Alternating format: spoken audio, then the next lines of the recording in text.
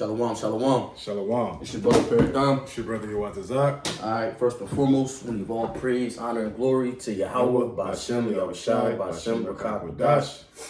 Double honors to the apostles, the elders, the great millstone who teach and rule well, and peace and salutations to the hopeful elect, pushing this gospel amongst the four winds with truth and sincerity. Tom. To you, we say shalom. Shalom. All right, hey, me and the brother just going to go through the spirit. All right, we at Isaiah 2.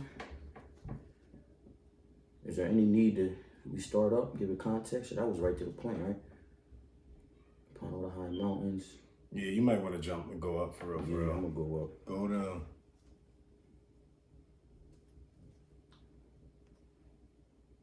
Hit 1 and then jump to 10. Okay, skimmed it already. All right, this is the book of Isaiah, chapter 2. It's starting at verse 1. It says, the word that Isaiah, the son of Amos, saw concerning Judah and Jerusalem. It says, and it shall come to pass in the last days that the mountain of the Lord's house shall be established in the top of the mountains and shall be exalted above the hills, and all nations shall flow unto it. Hey, and that goes into Jeremiah, Isaiah 14 and 1 and 2. Right. You know, the Right, stranger yeah, stuff. because I was just about to Okay. say, you don't skip nothing. Yeah, that's what I'm, that's the spirit, because we ain't even get to that. God. I just keep going. You got a precept? Well, I'm gonna elaborate a little bit. No, matter of fact, hit 3, and then I got a precept to 3. And just to reiterate it, it says in the last days, we're living in those last days now, man. All right, pre-Jacob's trouble, okay. Dollars getting weakened. You know what I mean? They pushing that currency. It's like that digital currency heavy. So we know shit about to go down. But right. Continuing, it says verse 3. And many people shall go and say, come ye and let us go up to the mountain of the Lord, to the house of Yahweh of Jacob, of the power of Jacob, and he will teach us of his ways, and we will walk in his paths. For out of Zion shall go forth the law and the word of Yahweh Ba'ashem Yahushai from Jerusalem. And so this is going kingdom. Right, that's going into the kingdom, but I want to make a big exclamation that this does not mean that all nations is going to be living equally and merry in the kingdom of heaven.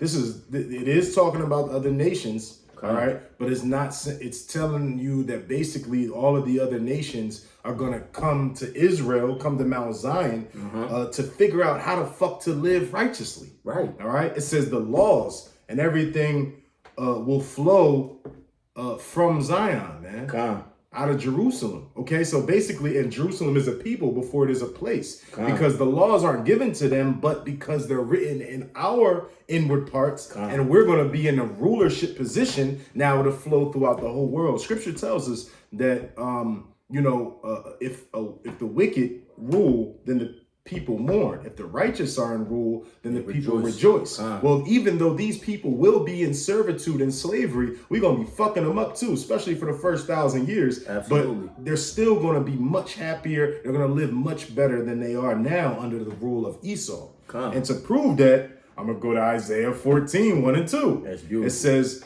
for the Lord will have mercy on Jacob and will yet choose Israel and set them in their own land. And the strangers shall be joined with them, and they shall cleave to the house of Israel.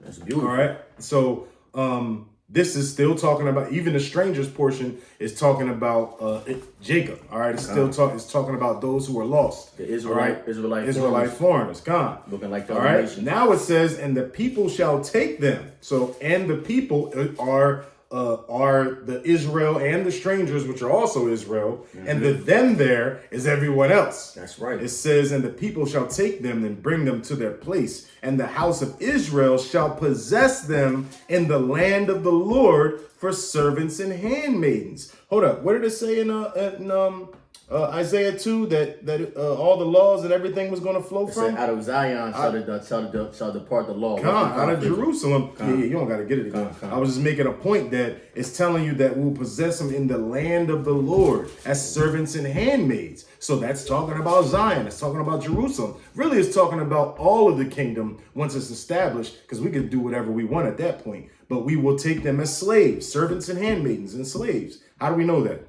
And they shall take them captives, whose captives they were, and they shall rule over their oppressors. Who is our oppressor? All right.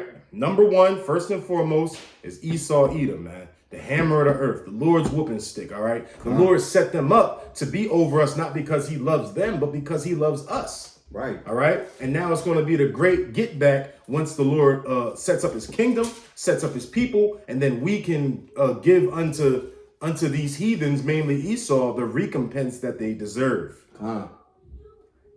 Hey, that's the spirit. I just wanted to I want to reiterate on that kingdom and how, we're going to have these other nations under our rule. All right. So this is first. I'm gonna hit Psalms 2, and that's beautiful. All these coming out of Psalms. Right. One of the most underrated books. Right. All right. Okay. So I'm gonna get right to the point. Psalms 2 and 8. It says, "Ask of me, and I shall give thee the heathen for thine inheritance, and the uttermost parts of the earth for thy possession." All right. So not only are these heathen going to be given to us for a possession, okay? Because as we read in Psalms, was it Psalms 2? Right. All right, the law's going to depart out of Zion. We're going to teach these heathens, as the brother said. Isaiah 2, kind of. Salakia, Isaiah 2. We're going to teach these they're going to live by the law. They're going to speak Hebrew. Right. All right. They're going to speak Hebrew. They're going to follow the laws of Yahweh Shem Yahweh Shai. They're going to keep the Sabbath, keep the high holy days. You know what I mean? All that abominable shit that they naturally into. Ain't going to be none of that wickedness, man. Or else you're going to have to deal with the judges. That's right. Which are going to be the Israelites. Damn, I got to hit 9. Go ahead. Continuing in 8, it says, "And the uttermost parts of the earth for thy possession." Not only the earth. New Testament says, "In my Father's house are many mansions." All right. Them mansions going to the different planets. All right. The universe, galaxy. It's like the Lord, Yahweh Shai, been working for over 2,000 years. Right. Okay. Now, verse 9 reads, "Thou shalt break them with a rod of iron, and thou shalt dash them in pieces like a potter's vessel." Brother, we're going to be kicking their ass, man. All right. Under righteousness. All right. I'm going to hit this. Let me hit Psalms 149 to give it context. All right. Bubba Kishore. All right. So I'm going to jump to Psalms 149, starting at verse 4. It says, "For the Lord Yahweh Shem Yahweh Shai taketh pleasure in his people. He will beautify the meek with salvation." His people being Israel, the elect of Israel. Okay. Right. "The meek shall inherit the earth," roughly paraphrasing. That's the Israelites. We're going to inherit the earth that's rightfully ours. Right. All right. Verse 6 reads, Salakia, verse 5 reads, "Let the saints be joyful in glory, and let them sing aloud upon their beds. Let the high praises of Yahweh be in their mouth, and a two-edged sword in their hand, to execute vengeance upon the heathen and punishments upon the people." This is the point. "To bind their kings with chains and their nobles with fetters of iron." Hey, man, let me get a picture just to, Khan. Oh, yeah, Khan. And I'm going to just hit 9. It says, go ahead. "To execute them," Salakia, "to execute upon them judgment written, this honor shall have all his saints. Praise ye Yahweh Shem Yahweh Shai." It's beautiful. Kingdom, all right, eternal rest, slaves, all right. We're going to rule over our oppressors, man. We're going to take them captives as captives they were, roughly paraphrasing. This right here is well, this is not necessarily a depiction. This is real pictures of slaves. What do they got around their neck? Fetters of iron. I don't know if you see that, but And what did you type in? Fetters of iron, right? And all that comes up. Nah. What you put in? How does it? I put in just the iron around slaves' neck, but it's a verse. What is it? Deuteronomy. Yeah, that's the one I was thinking about. And if you put that exact thing in, the first thing that comes up is so-called Negro, with the iron collar around his neck. And if you peep, they're all they're like almost like spikes, right? They'll either go out super far that way, they'll go up. Or they'll have bells on them and shit like that. And it's so that if you're running through the wilderness, you're going to get caught up in the trees and stuff like that, making it that much harder to get away. And the bells was to signify them of slave running. There was no way you can you can't hide all the bells while you're running. Right. So Esau, motherfucker's crafty, man. He gonna pay for that shit too. Right. And that's exactly why we're doing all of that to them. They don't need to have fetters of iron around our neck. We could just straight up murk them off, but it's because it's ordained, it's lawful to recompense. Not even going to butcher. Look, man, you're going to drink that cup. The dregs and all that, man. What was it in Psalms? Yeah, I'm about to, hit that. This is 2 Thessalonians 1:6. It says, "Seeing it is a righteous thing with Yahweh to recompense tribulation to them that trouble you. Ain't nobody troubling us more than Esau, man. That's right. You know? That's right. You know, hasn't anybody troubled the world more than Esau? Come. You know, I wanted to hit this too, just for ahead, context bro. too. I went back this to is Revelations 13 and 10. You know. Oh yeah, classic. Top 5 my favorite scriptures in the history of scriptoriums. Come. He that leadeth into captivity shall go into captivity. This is the end of the Bible, man. This is John. This is John on the island of Patmos. All the 12 are already gone.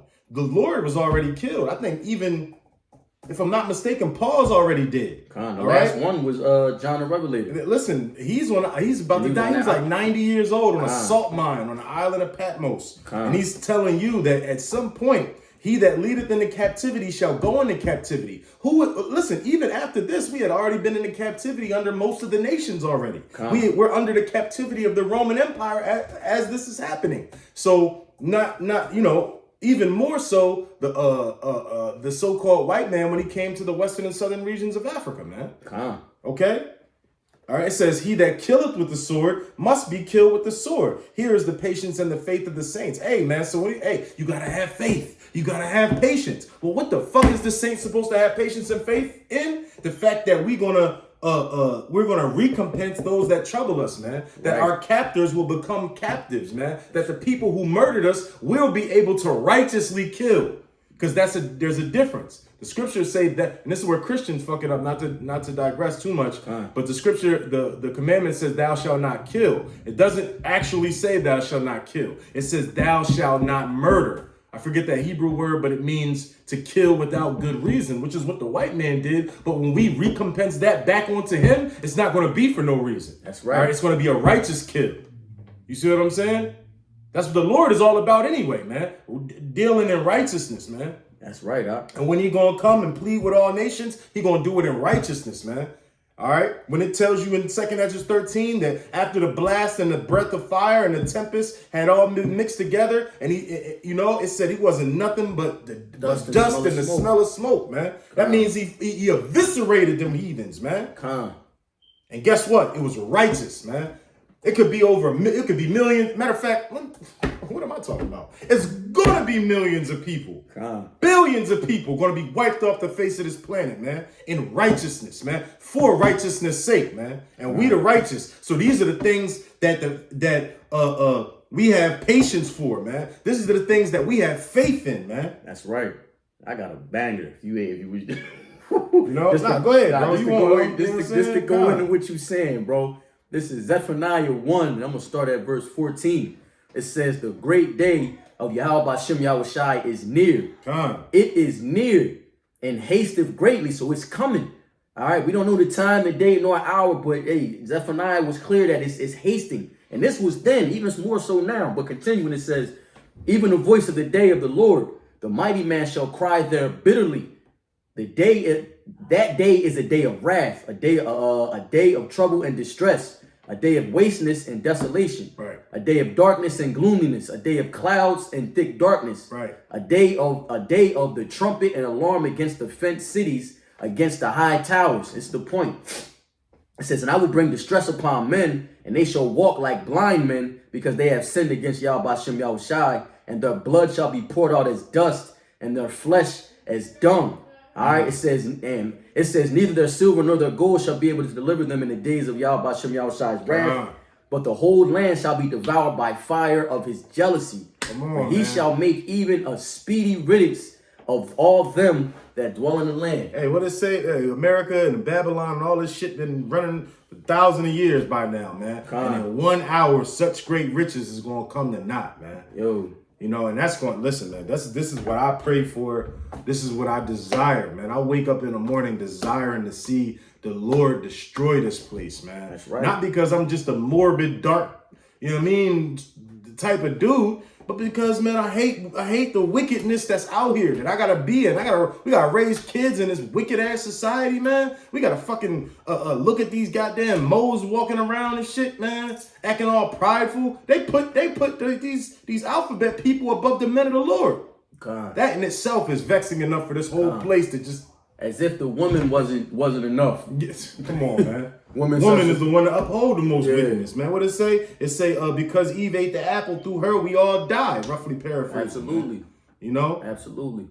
Hey, man, you know, we was just in the spirit. Say, yo, let's just drop this knowledge, man. Get the spirit. Hopefully we're edified, or we were edifying. You know what I mean? And, you know, hey, man, stay tuned, man. If you don't never hear from us again, you already know you're going to hear from the Lord eventually. That's right. You know? Hey, so with that, we want to give all praise, honor, and glory to Yahweh, Bashem, Yahushai, Bashem, Rakak, double honors to the apostles and elders of Great Millstone. All right, and peace and salutation to the hopeful elect. Keep it doing, Hakim. Hey, Shalom. Shalom. All right, Kwam Yasharallah and the Bible Ball. Bible Ball.